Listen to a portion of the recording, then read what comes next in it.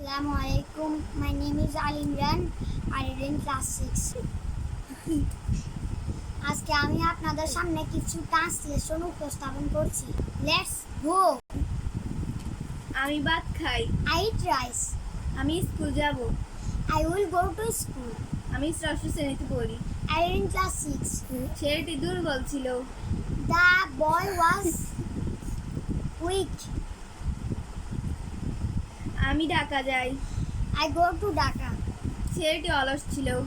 The boy was lazy. আমি দরজা বন্ধ করি। I close the door. আমার একটি গরু আছে। I have a cow. লোকটি অসৎ ছিল। The man was dishonest. আমার একটি বাগান আছে। I have a garden. Thank you everyone for subscribe our channel.